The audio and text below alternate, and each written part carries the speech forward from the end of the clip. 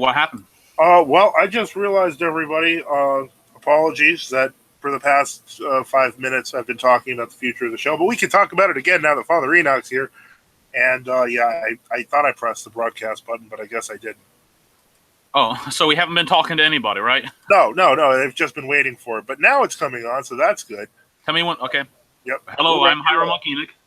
I'm Deacon Joseph Swaden. You all just heard that whole thing right there. So, welcome to the show. And so we, there's a few things that we're going to talk about, and we're going to go through them. I am going to get Assaulter Rifle 33. We have seen your question. We're going to get to it.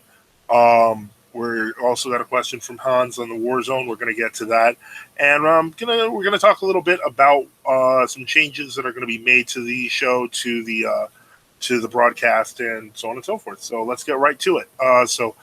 First question comes to Father Enoch. I've got, wait. First, talk about the changes that are going to happen to the show.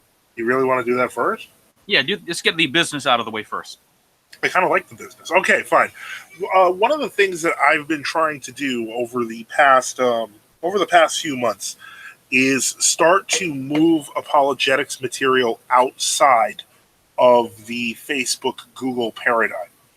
And so what's going to happen is that we're looking, because Google and Facebook, to be quite honest, own a substantial part of the internet, and unfortunately that part of the internet can be controlled.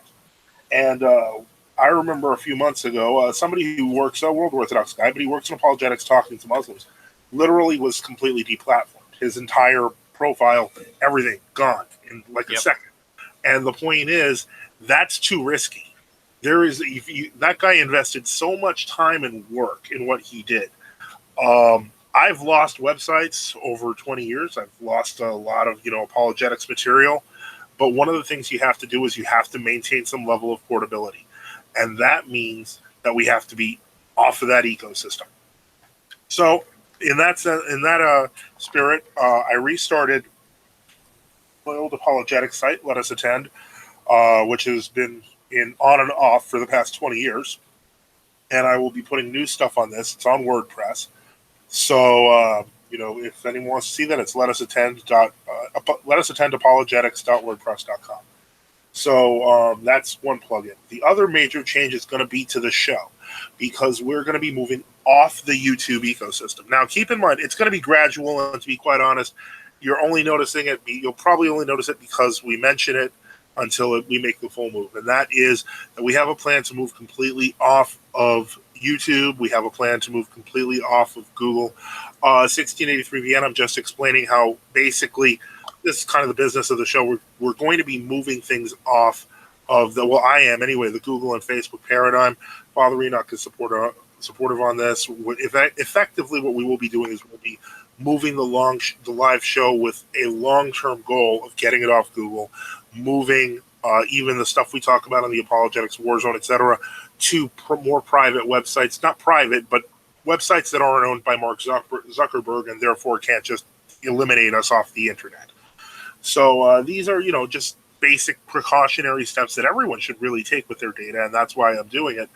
But we've been looking at, you may notice in the next couple of weeks, we may start using a new platform for the actual discussion, known as Appear.in. Father Enoch, you tested this yesterday with me. What did you think? It was easy. It was easier than Google Hangout. Yeah, and so this is a good thing. So we're going to move to that, and then eventually we'll probably, piece by piece, as we categorize each video, we're probably going to move it to Daily Motion. Mm-hmm. We have Gab. Nobody uses that. Anyway, the point is, only people who are really angry at stuff really stay on it. It's a nice network. It's physically nice, but it's so controversial that a lot of people just lost their enthusiasm, and I'm one of them. I used to post on Gab all the time, and then I just gave up because it's always the same subject. But in any case, so that is, I think, do you want to add anything to what I was saying there, Father? No, I mean, I can't. The fellow who had his account removed, I don't know if they deleted it perpetually. Yeah, he's gone.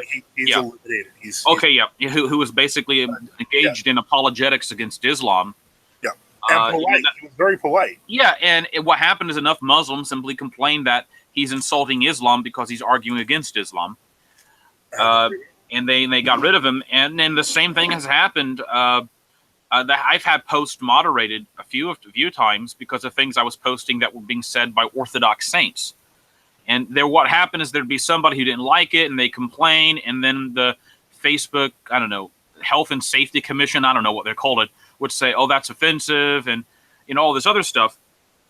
And so, you never know, I mean, what could happen. So I think it's better to get a different platform. Though I think we should still keep a Facebook and a YouTube presence. We're going to keep the presence there, but the active stuff, if you're going to want to get the live shows and the stuff first, eventually you're going to have to go to those. Now, 1683 Vienna notes Daily Motion is dead apart from the folks who like to watch free football games. Polish football games. Yeah and no. I mean, it does have a number of corporate people. It's got the they've got the Colbert Show on there. They've got the History Channel on there. The key is we're not really looking for, like, when we go on YouTube, we're not looking for the YouTube audience. I mean, we've got 8 people watching and 175 followers. The people who are coming for us, not for YouTube. So we're not really worried about switching the platform as long as they have a way to access it. So, we want our people to still listen to us and for the show to grow, but using YouTube and Facebook in that way can be helpful, but it's still owned by them. So we have to kind of pull you guys out. So that's my thinking. Because it's kind of like, if you want your Orthodox apologetics, I'd rather it not be suddenly massively deleted because of some campaign. That's my thinking. Father, if you have anything to add to that, I don't know. Nope. All right.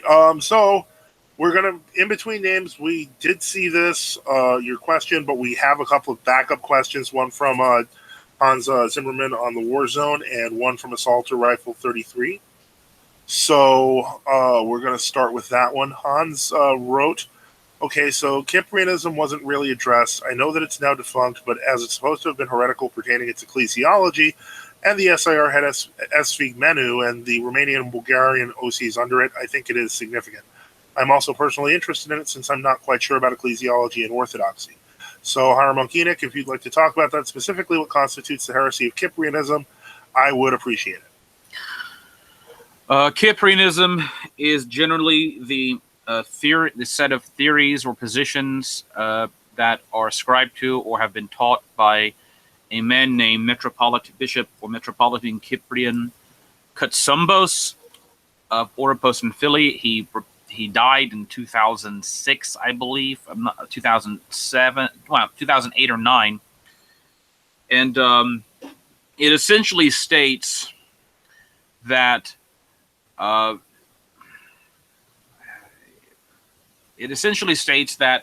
you can have a healthy and a sick part of the church. There's a sick part of the church which embraces heresy, and there's a healthy part of the church which walls itself off from the heresy, and that both parts have grace, even though one part is not teaching Orthodox doctrine, and it's a little bit more than that because it also goes into the idea that you cannot condemn this other sick part of the church unless you have an ecumenical council. Now, there are probably a lot of people who embrace Cyprianism that would say, oh, there's extra nuances there, but that seems to be kind of the basis for it. The problem, though, arises when you have, positions, for example, the ROCOR technically wouldn't communion with the Synod in Resistance back in 1994, and I think they only broke communion back in 2005 or 2006, maybe 2005. And they had accepted the ecclesiological position paper that Metropolitan Cyprian, who is the head of this all calendar group, gave to them. And they said that the teachings in it were concordant with the ROCOR. Now, a lot of people have tried to argue that the ROCOR bishops didn't really read it. I mean, that's actually kind of bad if they didn't really read the 10-page position paper. But all the evidence is they did read it. There were a lot of people who were opposed to it. For example, Bishop Gregory Garabe. Right, he wrote a 17-page paper called The Dubious Orthodox. Exactly, yeah. Now, now the Cyprianites are correct. Cyprianite position actually is kind of recapitulating itself to some extent, I believe, among a lot of some of the non-commemorators in the Patriarchates, and by many of the prominent people in kind of the fighting from within movement. For example, like I think Father Theodore Zesis to some extent, some of the Romanians. I think to some extent Father Peter Heers probably. I don't know if this is. I don't think this is necessarily. I don't think they're necessarily consciously reading these things, because a lot of times they don't know about any of this. They're kind of coming up with similar positions. Well, I think that's one of the reasons for that is because of the. I mean, first off, the Cyprianites like to say that was the position of Metropolitan Chrysostom of Florina, which is a little misleading because at the time, the Metropolitan thought that world orthodoxy was going to change en masse, and so when he realized it wasn't, he reverted to the basic standard position in his 1950 encyclical that those weren't schisma without grace. Now, just so people are aware, I think you have to, and people don't oftentimes make this distinction, but I think you have to make the distinction that, for example, in 1974. The Matthewites, who were technically in communion with ROCOR that period, they broke communion like 6 months later or something like that. Sent a letter to the ROCOR synodal headquarters asking what was the ROCOR position on whether the patriarchates were in the church or out of the church. Okay, and the response sent to them by then Father George Grabe was that the ROCOR did not feel it had the power to declare the patriarchates to be without grace. Even though they felt the new calendar was an error and ecumenism was wrong, and that they were looking forward to some kind of future council or ecumenical council, which begs the question: was then Father George Grabe's position the same as Cyprianism? Now, I would probably say no, because I think if it will take an hour to get involved in it, but I think there's a methodology in Cyprianism about how they arrive at their answers. That would distinguish it, as opposed to just saying, well, we don't know, or Metropolitan Vitali, 1986, saying he didn't believe he could say the patriarchates were without grace. He may have changed his position later or whatever. I don't know. I mean, maybe we talked about this question before, Father Joseph. I don't really know what more to say. Maybe you can take the rest of it over. Well, I mean, ultimately, I think that first off, the communion issue with the Cyprianite Synod was not as clear-cut as that. S. Figmenu, for example, even though it's abbot, has generally aligned with the Synod of first Archbishop Chrysostom and now Archbishop Polinicos of Athens. There are pockets of representation for a number of different Greek synods in S. Figmenu, and all the monks live together, however uncomfortably that may be. But more importantly, with the Bulgarian and Romanian Old Calendar synods were not actually under them. They were in communion with them because they gave them, because certain bishops of the synod gave them bishops at a time when they needed them. And so it was really more out of gratitude than obedience. That said, once the Romanians and Bulgarians, once the Cyprianites chose to submit to Kalinikos, the Romanians and the Bulgarians went along with them. Now, and it should also be pointed out that the Cyprianite view, or quasi-Cyprianism, or crypto-Cyprianism, or however you want to say it, because people kind of define it in a very broad sense. It's gotten to the point where, if somebody wants to discredit their enemy, they're called them a Cyprianite, even though they may not be a Cypriot. Yeah. That I've heard people tell me that, almost a lot of the true Orthodox synods, have some sort of people that are crypto-Cyprianite or whatever. Now, I think that's probably over-exaggerated, but, for example, in the Artok, all right, or in the ROAC, they didn't feel it was a big issue for some time to actually come to some kind of definitive grace or no grace question until, I guess, around 2005, 6, 7, and 8. And the Artok only came, then the Artok had all this, 2008 synod, and then they had a reversal in 2009, and then a bunch of their priests left over this whole issue, all right? So to some extent, it seems like it's a much more urgent issue among Greeks, and I think this has to do with various historical issues that within Greece, there was never really a heavy influence of what we might call I hate to use scholasticizing. And so, for example, in Greece, the standard Greek position has generally always been that outside the church there is no grace. All right, and that's the correct position. The problem that happened within Russia is that because it had the scholastic influence via Ukraine, various theories attributed to St. Augustine became somewhat prominent. I think, you know what I'm trying to say here, Father Joseph, in that among the Greeks, they kind of, to a Greek back in 1927, to say that a heretical, to say a monophysite has grace but is not part of the church and that they're illicit sacraments is the same as ecumenism. I mean, for example, if you were to explain the Augustinian position, they'd say, "Oh, that's ecumenism." I don't know that. Well, I mean, Metropolitan Chrysostom of Florina. Well, I think he would know better, and that's simply, frankly, in fact, Metropolitan Chrysostom, to be honest, was a much more educated man about these issues. Yeah, it doesn't mean he was holy man, but he was also educated. But when you come to people like Bishop Matthew of Pristina and others, they basically lived on the holy mountain. Didn't mean they were stupid, but to be honest, this is not, again, not. They didn't make those distinctions. Yes, and you could have said, well, St. Augustine taught this, and they'd say, I never read it, so I don't believe it. And then the question comes, well, technically the Greek church was in communion with the Russian church in 1890s, even though the Russian church had technically had more or less an officially Augustinian or a variant of Augustinian sacramental theology that was being taught in their seminaries. Does this mean the Russian church was heretical? So, my view is that Cyprianism is simply one of those many theological propositions that people come up with that is not correct for various reasons, and the church simply has to analyze it, prohibit it, and say this is no longer an acceptable view, and it is, I would say, heretical. I think that the problem is that that's happened already enough. I don't think anyone is going to be satisfied until they can, and they want to anathematize Kyprianos. They want everybody to anathematize. Kyprianos is dead. Yes, they want a posthumous anathema. Is what a lot of people want ultimately. I don't think so. I think what they want is they want a perpetual excuse, is what I think. I think as long as they can continue raising the specter of Cyprianism, then they can continue justifying, separations in communion. Yeah, because almost anybody, because what happens is that if you go into any traditional Orthodox synod's history, you're going to find a point in which you can say that they had a Cyprianite view, or they had a quasi-Cyprianite view. Yep. Or that they were ambiguous about it. And possible exception of the Matthewites, except here's the problem with that.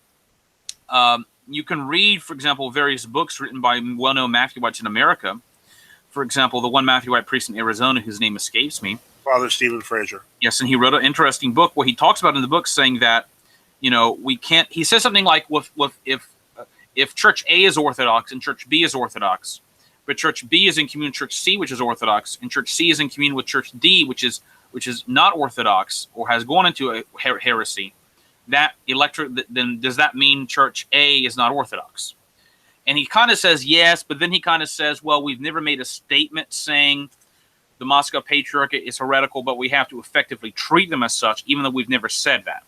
All right. Now, that was, I remember in his book, that's kind of almost like the old Hockner position, basically. We haven't said anything, but we're going to treat everybody as if they're not Orthodox, essentially, who's not with us. And by the way, the Matthewites back in 47, 48 still technically believe the Antiochian and Jerusalem patriarchs were the church, even though they were in communion with Constantinople. All right. So, if you go back and to this point, you can basically blame almost anybody as somehow being involved with Cyprianism. All right. And that's my point. There's a real error of Cyprianism, which is essentially the real error of Cyprianism, I think, is saying you need an ecumenical council to expel heretics from the church. That's the fundamental problem with Cyprianism.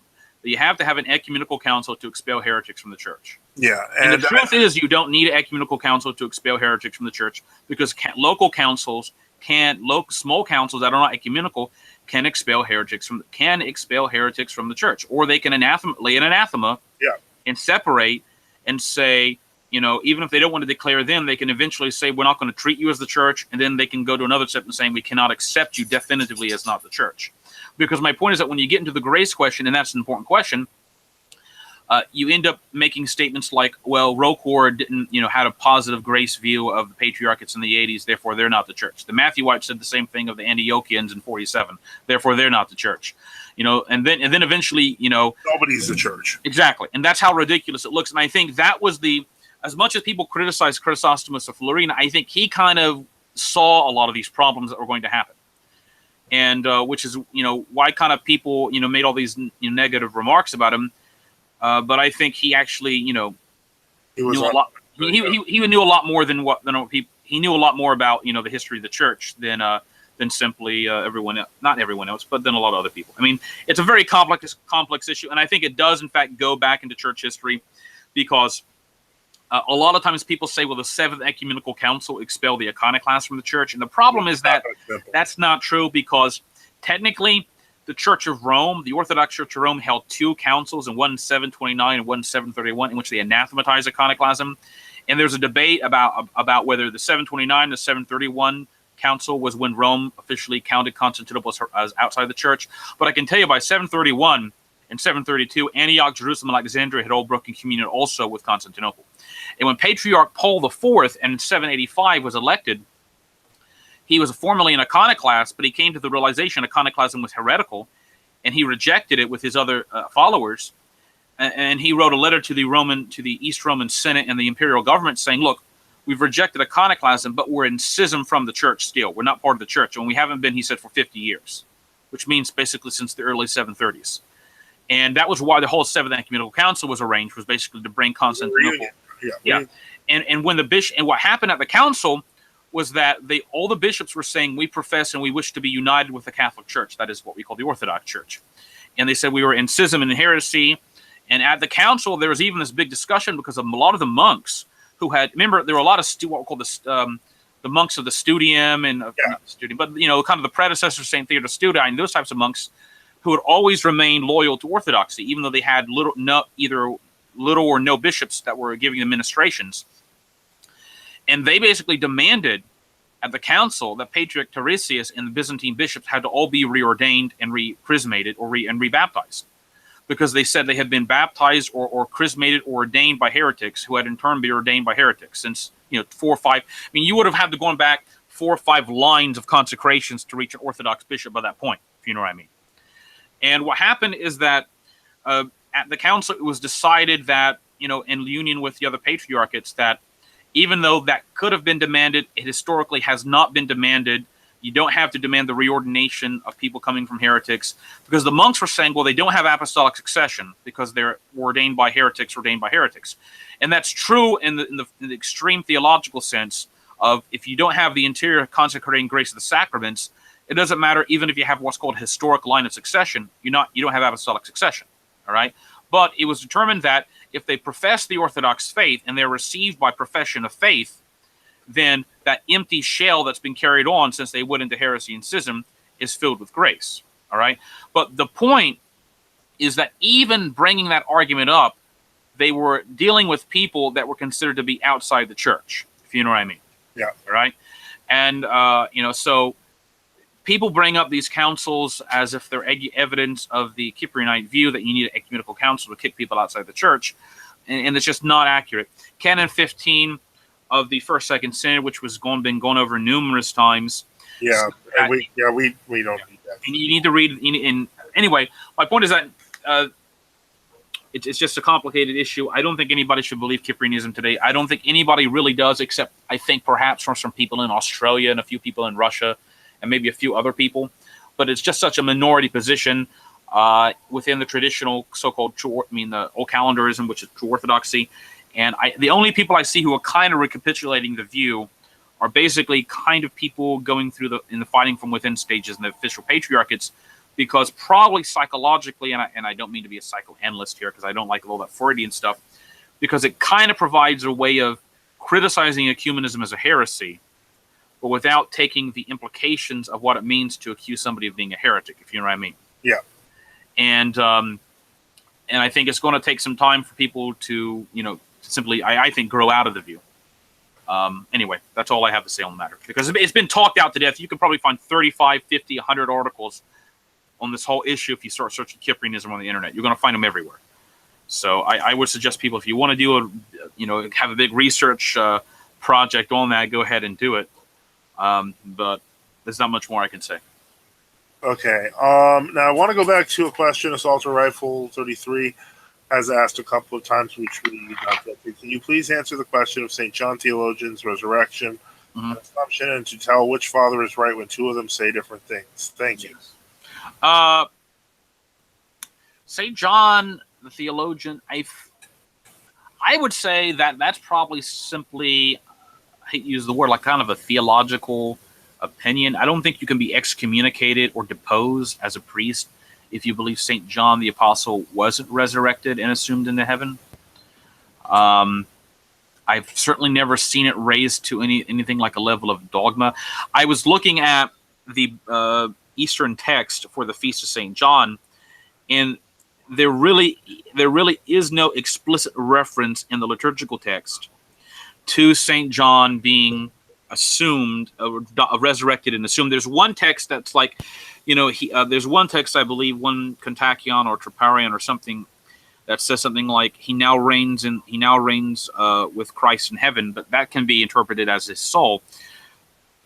Now, it is true that in the Balkans and in Asia Minor and in Greece, like in Bulgaria, you will find frescoes in monasteries which explicitly show St. John being resurrected from the tomb and his body being assumed into heaven with the angels carrying him up to heaven. Now, St. Augustine in the late 4th or early 5th century talks about how during his day, many people believed St. John had not died, but he was in fact sleeping in his tomb. He was like in this kind of semi-state where his soul was in heaven, but his body wasn't dead. I'm not quite sure. And there was this miracle attached to the tomb of St. John where this kind of a white material, almost, I can't remember if it was bread or a dust. There was like the dust was breathing up from the ground. Yeah, it's actually mentioned in the wiki article on the Basilica of St. John. Yes, and so now St. Augustine's view was that St. John said that the Gospel of John is pretty explicit that St. John has died, because, in the Gospel, St. John has his own commentary which says he did not say he would not die. Though, of course, St. Augustine doesn't really address the issue of the death and assumption of St. John, because St. Augustine is addressing the issue that he does not. St. Augustine saying he doesn't believe it's right that St. John never died. All right, but now I will tell you, in the Middle Ages in the West, like in the mid-Middle Ages, like in the 9th century and 10th century, you did in fact have some sequences which were kind of liturgical poetry hymns, probably somewhat analogous to the Eastern Kontakion to a certain extent, that do mention the resurrection and assumption of St. John, but a lot of them did not have that. So as far as I can tell, there's not a lot of writing about this subject by the Church Fathers. You've read something that I haven't, Father, but I think it's occasionally discussed, maybe in a few places. I think that, I don't see it as a dogmatic issue, as far as I can tell. Yeah, I'll put it like this: it's definitely something that is worth investigating. As I understand it, I believe that it was. What was this? What was I going to say? Now, there's supposed to be a 3rd century text, I believe, like an Acts of St. John the Apostle, that actually does mention this. Well, the only okay. Go ahead. No, what I was going to say was during Constantine's reign, when they were going to exhume the tomb, there were no relics in it. And there are no relics of St. John the Apostle, as far as I understand it. No bodily relics. And so the thing is, in some sense, there's definitely, one could make the argument that perhaps St. John was taken up. In a situation like this, the rule that's expressed in the commonatory is usually the best rule to take. And what I mean by that, because ultimately what Assault Rifle 33 is focusing on is, what do you do when two groups of fathers say different things? And the answer to the question, I can just read from the commonatory, and I'll just read that, and it says, but what if some error should spring up on which no such decree is found to bear? And it says, then he must consult and collate and interrogate the opinions of the ancients, of those, namely, who, though living in diverse times and places, yet continuing in the communion and faith of the one Catholic Church, stand forth acknowledged and approved authorities. And whatsoever he shall ascertain to have been held, written, taught, not by one or two or three of these only, but by all equally, with one consent, openly, frequently, persistently, that he must understand that he himself is also to believe without any doubt or hesitation. In other words, the very fact that you can't find agreement on whether or not St. John was assumed into heaven means you may be free to believe it, but you're not free to enforce it on others. In other words, we can't dogmatically declare one way or the other because the fact remains it's a mystery. There are people throughout, however, the history of the church, as Father Enoch has pointed out, that have held that belief. I don't think it's taken anyone to hell. I think it's a very nice and pious belief. I kind of get where it comes from in the scripture, even though, as Father Enoch... Now in the I'm looking at a variant of the Synaxarion. Mhm. And it says that, he was taken to Rome where he was thrown into boiling oil. That's the Feast of St. John, the Latin Gate, by the way, where St. John they tried to boil him alive, but he didn't die. And he died at a very old age at Ephesus. And then it says, then basically it says he's named a theologian. He's the author of the last gospel. So, it was, I'm not really sure where, anyway, I'm just saying if you're asking my opinion, I believe it's probably true because simply that there seems to be a lot, I'm just saying, because it sounds pious and, there's probably a lot of evidence you can say, but I'm not sure if I could actually put together a case to excommunicate somebody if they didn't agree with me. Yeah, without a body, there's no way of proving that it's not true. So, exactly. So if you want to believe it, you can believe it. Okay, now there's a long quote here, a long thread here that 1683 Vienna. I guess I don't know. It seems cut off. It says, "Trusted and takes the belief that the early church was pagan. He's of Greek heritage, and so this Christmas, after analyzing the secularization of and consumerism of the holiday, he went to the local Greek Orthodox church in which he was brought up in a child. And while he discussed the church system and its founding, he said he found it very beautiful and it made more sense than going to other nearby churches due to its conservative nature. I haven't watched the whole of the video yet. It's his latest video, but I think you should contact him and convince him that Orthodoxy is the true faith and that the pagan accusations against the church are false. I think he's someone who could be converted, and it would be great to attract a YouTuber with so many subscribers." Who is this guy again? I don't know yet. As one single comment, sorry for the long text, but it's important. Christmas Consumerism Rocking Philosophy Live, 12/27/2018. That's today. By Rocking Mr. E. If you want to watch the video I'm referring to regarding him and his recent comments on Orthodoxy. We'll watch it, I guess. Yeah, we'll watch it and see if he wants to talk to us. I'm not against it. Okay. Did we cover in between names? Is there a conspiracy to put occultic symbols on holy items? No. What occultic symbols are we talking about? Now, I will tell you. I did read that. Let me address that for one issue. Yeah. There has been this weird problem on Greek churches in America, Greek Archdiocese churches, where the all-seeing eye gets put above the iconostas. And I think, pardon me? Oh no, go ahead. Which is basically it's like the pyramid with the eye, and and I think that's probably, I have a bad feeling that's probably a Masonic symbol. Someone might try to argue it's maybe earlier than Byzantine, but I've never seen any Byzantine iconography with like the pyramid with the all-seeing eye, and so that he says a star that raised my awareness. He said the star over the holy gifts looked like the Star of David or the Seal of Solomon. So I'd have to find out when, I don't know. What do you think, Father Joseph? Well, I'm looking at some of this. I understand that there are some churches that have that. I think that there is some Masonic influence in how prevalent it's become. I think that there have been eyes in churches, though. Apparently, the Palatine Chapel in Aachen Cathedral in 786 had the use of the Eye of Providence. They put a triangle around it to represent the Trinity. So I'm not sure that's. I think you. I don't know. Yeah, it's a tough question. It could be. Like in St. Petersburg, you saw there was a cathedral and it had this all-seeing eye, like right in the center, and that's not typical. It looked weird, as a matter of fact. It looked Masonic. Now that was the period in St. Petersburg where a lot of the buildings were built by Masons, and of course, what could happen is they could in fact find maybe some very small example of that being done in some one church, and they replicated a whole lot for their own reasons. You see what I'm trying to say? Right. And that they try to emphasize something because they want to hide their Masonic beliefs under, kind of Orthodox guise. So that can happen. Okay, now we're going to keep on going. We see all your questions. We will get to them. Okay, Danny Pipes right. Had Augustine read Chrysostom? My guess would be if he had, not much, considering that they lived at the same time. I think St. Augustine, St. John Chrysostom died, 403, I believe? But this 407, he died at 58. St. Augustine he was exiled. St. Augustine died in 430. Right, but the point is, they were born 4 years apart. So the point I should note that St. Chrysostom began his career before St. Augustine did in fact know of John. But they didn't have collected works of St. John Chrysostom at the time. Now, what's true is that in the later writings of St. Augustine, you will find St. Augustine aware of some of St. John Chrysostom's writings, and he uses them for apologetics reasons against the heretics and things.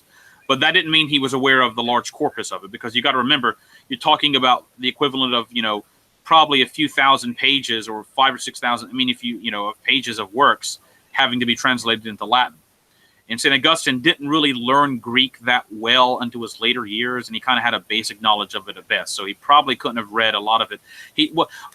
For example, in St. Augustine's Contra Julian, in his work against Julian of Eclanum, he does go through some St. John Chrysostom quotes and things like that. But what happens oftentimes is that there would be florigella, kind of, I'm not sure if that's the correct word, but kind of like a text that has like important excerpts from a father.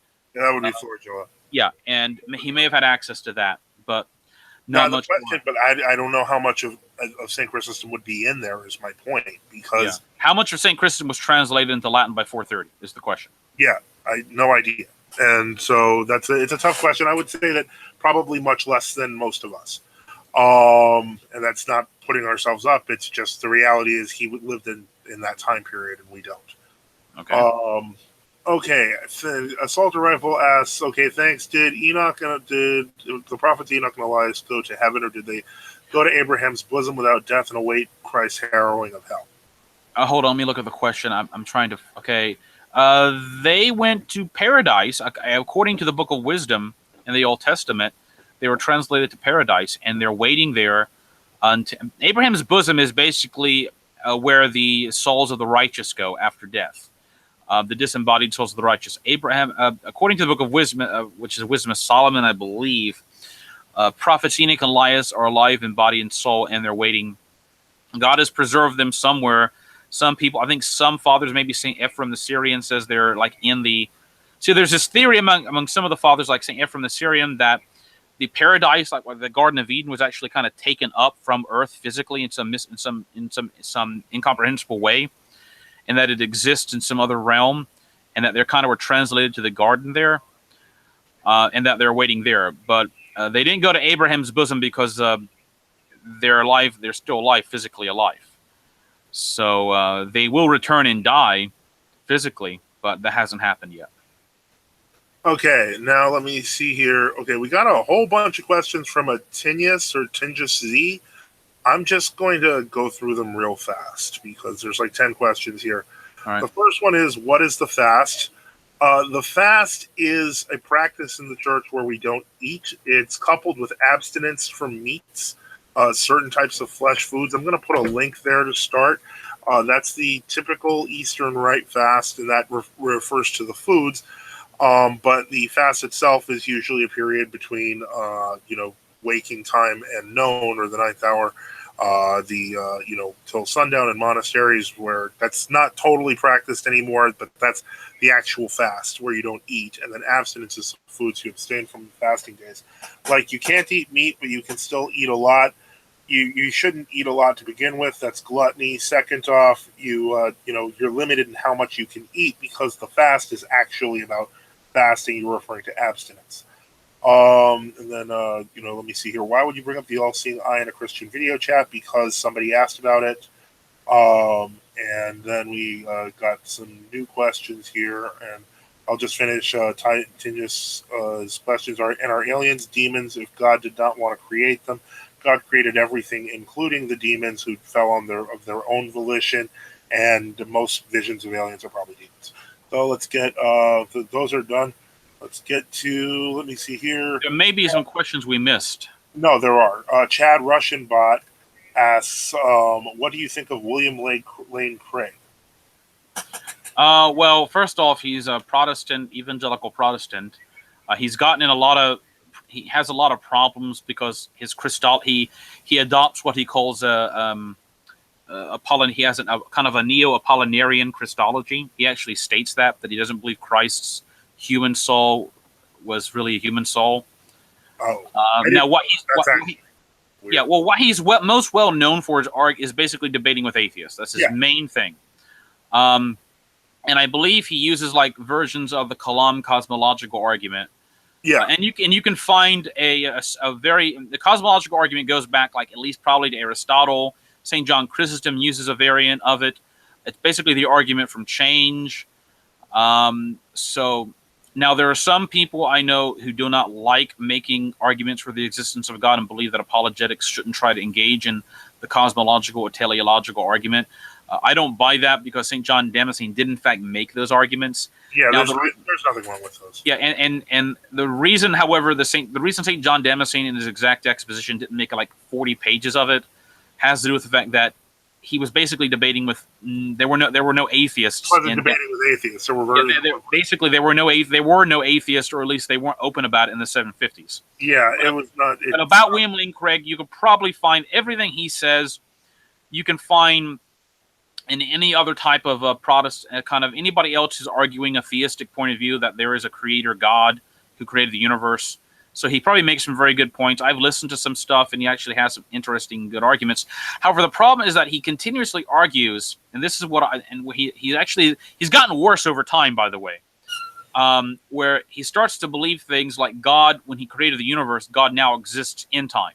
That he no longer believes God is atemporal. So that's not correct. God is above all space and time. Now, he does interact in space and time, but that does in no way limit him. So, I would say it's probably better to read the fathers like St. John Damascene, St. Augustine. Yeah. And to, then, you can, problem again, if you're going to be reading William Lane Craig, you gotta recognize you're going to be reading a lot of bad along with a lot of good. Okay, no, we're getting more. It seems like people are coming in much faster, even though we're running out of time here. How are dinosaurs compatible with the biblical story? Well, if you take a creationist position, then dinosaurs at one point existed, and you can still find creatures that are very much like dinosaurs that are alive on the earth today. And then do you think, Chad Russian-Bot asks, do you think a big bang of some sort occurred or would have occurred during God's process of creating the world? Maybe. How do they define the Big Bang? Because how do you? Here's the problem. First day bang, second day. Now remember, Sir Fred Hoyle, who was the one who coined the term Big Bang, basically coined it in an attempt to attack the theory. Because Sir Fred Hoyle believed in what's called the steady state theory of the universe. Right. That the universe had existed eternally. And so he said, it's a big bang, like a big bust. Because he was upset at the argument that all space and matter came out of nothing. It's scary. So my point is that you can believe in if by the Big Bang, if you simply mean that all space matter and energy was created out of nothing at a certain moment and it expanded, that could be compatible. I think you're going to. That's very. I think it becomes to be more problematic when you get to things like, it happened randomly, and the universe was dying from its own inception. Because the problem was that God did not create death, as the Book of Wisdom says. And that means not just man's death, but animal death. And I would even say the death, the fact that the universe is running down is a result of the fall. All right, corrupting it. So, if you can modify it, you could probably, just the idea that everything was created by God out of nothing, obviously that's Orthodox teaching. So. Okay. The Atomic Lead writes, good evening, fathers. Could you please respond to the following remark by a well-known Catholic priest on Twitter? Pope St. Gregory the Seventh, I'm wondering if he means Pope Gregory the Eighth or Hildebrand, didn't force... Gregory the Seventh is Hildebrand. Oh, yeah, you're right. Sorry. Didn't force celibacy on the West because you can't just make such a law without canonical pushback, of which we have no evidence. But there is evidence. There was a lot of evidence. And that's what half of the investiture controversy was about, where you had priests rioting because of things like this. It was literally, that happened in Milan. That happened in a number of areas of Europe. for him to say that there's no evidence he's wrong. Bishop Ulrich of Imola, who died around 1060, wrote an essay arguing for allowing married men to be made priests and not to separate married priests from their wives. It should also be pointed out that after the Norman conquest, when Lanfranc tried to impose parts of the Gregorian reform, the nascent aspects of that so-called reform on England, it caused so much controversy that at the 1075, I think, Synod of Winchester, they could not do it, and they had to come to this middling conclusion that the country clergy, deacons and priests, would be allowed to keep their wives, but the canons and monks obviously could not. But no one really had a controversy about monks or canons not having wives because they were taking vows. But the point is that there is evidence. If he thinks there's no evidence, he's wrong, and he should review the investiture controversy a little more carefully and look at primary sources. In one case in Paris, they almost they drove the Archbishop of Paris out of the city because he was saying you're going to have to divorce your wives. So that's actually untrue. In between names, what is the metaphysical presupposition of the early fathers who held to an angel-woman explanation of the Nephilim, not Sethite view? In other words, how could a bodiless angel physically produce offspring? We have covered this in previous shows. The primary and majority view of all the fathers is a Sethite view. The few fathers that don't probably did not think through the scientific aspects of an interdimensional being mating with a human. So my guess would be that they probably didn't have a presupposition except to assume that the angels were in some way, shape, or form more similar to men than they are. Okay. Janice Corwin Mick, do you believe in evolution, and is it compatible with Christianity? I think the basic answer to that is no, and though you could go with microevolution, but macroevolution or interspecies evolution, there's not only no evidence for it, no transitional forms. It goes against the idea that God created everything separately. Mm-hmm. What do the Orthodox think about mind over matter? Father, what do you think? What do they mean by mind over matter? I have no idea. Do they mean, if they mean something, I mean, oftentimes some people say mind over... or anything like that. Okay. I don't know what he means. Okay. When will you be back on Matt Slick? I actually, I responded back and forth to Matt Slick a couple of days ago on Facebook. He was open to a time. I said, well, when we're normally open, and I said, you can message me if you want to set up a more formal time. Last I checked, they don't have another show until next Thursday. So I guess that would be the earliest it's going to happen. Let's see. Justice for Orthodoxy, is the Pauline Tantra used in Orthodoxy? No. In fact, in Orthodoxy, the canonical Tantra has effectively been abandoned. Except in the West. Yes. Well, even there, it's not always. What's happened is that, and St. Nicodemus in the Rudder actually complains a lot about this. He says that the canonical Tantra is no longer used and is technically not right. And that all that happens is that when people give the Tantra now is they cut the top of the head in the form of a cross and a few hairs. Yep. So neither the Pauline or the Petrine Tantra are, even though they're mandated by the canons, believe it or not, they're not used. Now St. Nicodemus and I agree with him that they should be used.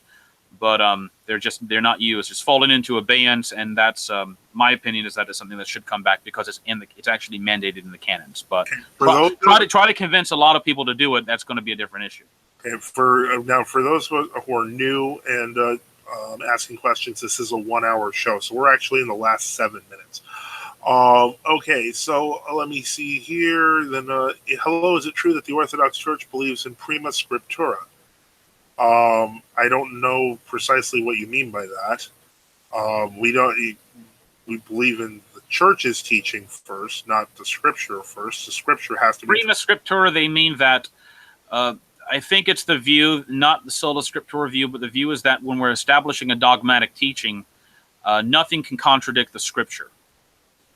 So that would be true. That, for example, nothing in the tradition contradicts the dogmatic teachings of the scripture.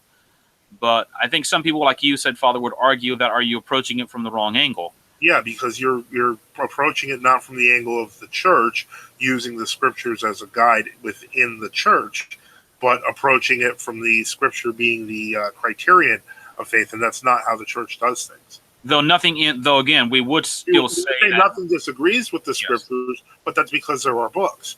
It's not because of the fact that we would. It's not because of the fact we wouldn't come up with a controversy where the scripture contradicts what we're doing, per se. Let me see here. Next question: why do some popular shows mock God? It's the nature of the world, unfortunately. In the two examples you give, like Family Guy and American Dad, which are both Seth MacFarlane shows. Seth MacFarlane is a well-known and outspoken atheist who really can't stand Christianity, so that answers that. People act like science. Chad Russian Bot. People act like science is on the side of atheism. What are some scientific proofs you can point to that suggest that science is more aligned with theism than atheism? That's an interesting question, because to somebody who believes in God, almost every scientific proof is a scientific proof of God, whereas to a convinced atheist, nothing is. What it says more is about underlying philosophical viewpoints. I would suggest that whatever scientific proofs you're looking at, or whatever scientific processes you're looking at, if you try to look at it from a Christian perspective, you can ask somebody who is an atheist how they see it, and that will help determine the difference in mindset, because ultimately it's a philosophical question more than it's a scientific one. In between names, who were the first monks to make the argument about long hair being a Nazarite vow state, and how does this square with St. Chrysostom's explicit teaching against men with long hair? Have we talked? Well, first off, there were St. Paul did actually grow long hair at one point and then cut it in the Book of Acts. So there, and some of the, like Saint who was the great Saint Daniel the Stylite, I believe, had long hair. So every now and again, people would make this argument, but it was not normative. And yes, Saint Chrysostom did teach against men having long hair, but there was still. But that does not mean the concept of growing long hair was absolutely prohibited, simply because you did have some of the ascetics and fathers that did grow long hair. So, I mean, if you're asking me, my view is that I believe the canonical tonsure should be reinstated, but that's a bigger argument. All right, now, Danny Pipes asks, Sergianism is a heresy worth separating over. How can we accept Constantinople tolerating the Ottoman yoke? Well, first off, I don't think there's really a very good comparison between Sergianism and the Ottoman yoke, because the Ottomans weren't really concerned about the theology of one thing they wanted from Constantinople was money. As long as you paid them money, they and they kind of would leave you alone. Because look, throughout the 1600s, it wasn't the Ottomans destroying the ecumenical patriarchate. It was various Greek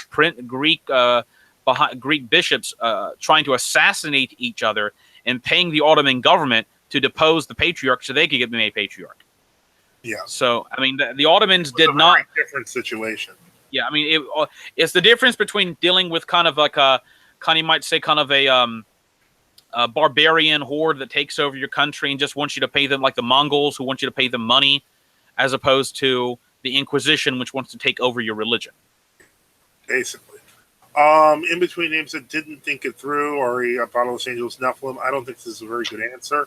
I gave that answer, and the simple reality is, if there was a better sustained answer, you would find more evidence in the fathers. 1683 Vienna and says, which churches would you consider Christian, even if they are heretical? The father, I don't know if you want to touch this. Well, technically, Saint Ignatius Branchanoff and other fathers are explicit that in the truest sense of the word, only Orthodox Christians are Christians. Yeah, because ultimately that is some heresy existed even in the early centuries. If you take St. Ignatius of Antioch, he did not consider those in the church who did not believe in the body. In fact, in no official documents like ecumenical councils or general or pan-Orthodox councils or widely approved councils do they ever call a heretic a Christian. Yeah, as far as I can tell. So I mean, what they're talking about is basically in the 1700s or 1800s, in the Russian church and a few other places, there was a colloquial way of referring to Lutherans and Roman Catholics as Christian, but I think it was used in a much more broad sense of they claim to be Christians, professed Christians. Okay. Because technically the claim that, they have to believe in the Trinity, that's why we accept their baptism. Well, the problem is that the original Arians had their baptisms accepted by economy. even though they didn't believe in the Trinity. So this claim that you have to believe in the Trinity and that makes you a Christian, that's really not sustained by how history was borne out. You have to believe in orthodoxy to be a Christian. Matt Skills 299 asks, is it a sin to kill someone in self-defense? Yes, but it is a lesser sin than outright murder. Self-defense is still penance because sometimes there is a way to avoid killing the other person. So canonically, it's considered it's considered a lesser sin than murder. It's not, but it's not. You're still killing someone, so it's still. They'll remember. But remember, Saint Basil states that, and Saint Athanasius state that the fathers at their time did not count killing in war to be murder. I didn't say it was murder. He said it's a sin. But the problem is I'm not trying to argue with you, but the problem is that Saint Basil states that originally there was no penance given for soldiers fighting in defense of the homeland. So I'm just saying, what we mean by sin, if we mean by sin, it's simply missing the mark, that maybe a better way could be found. Yes. But my point is that it's not like a sin like they were not requiring people to go to confession for it originally. I'll have to get the reference in the letter for it, but it talks about, at one point it does talk about home self-defense. And it is, if I remember correctly, it is penance. If I'm wrong, I'll correct myself for the next show. But I'm thinking you can still say it's sin in the sense that, for example, even a just war is a tragic thing because you're not trying. There were not a better way could have been found by you. Maybe there could have. Yeah, I wasn't trying, and I'm not saying it's murder. It's not. It's clearly something different. Although Saint Augustine does teach, believe it or not, even though he's well known for just war theory, Saint Augustine basically does teach that if somebody tries to break into your house or tries to steal your stuff, you shouldn't try to defend yourself. Even though that's very strange. People think even though he was a big just war advocate. It's mentioned in the canon, and I have to get that, which we will do next week. This is the last show for the week. We missed a couple of shows. We're gonna try. Did we miss one show? I don't know how many we missed, but in any case, as I mentioned, we are going to make transitions, but we're still going to be around, and we'll see what happens. Mad Skills, can you confess during the end of the world if you find a true priest? Sure. And no, we can't answer questions past 9. We will definitely save that for the next show with Cyril Lucaris, a Calvinist, is a pretty good way to start the next one, I say, on Monday. All right. In that case, this is Deacon Joseph Sweden. This is Hiro Makinik. And thank you, everyone, for listening and commenting, and have a great night. Benedicite. Benedicite.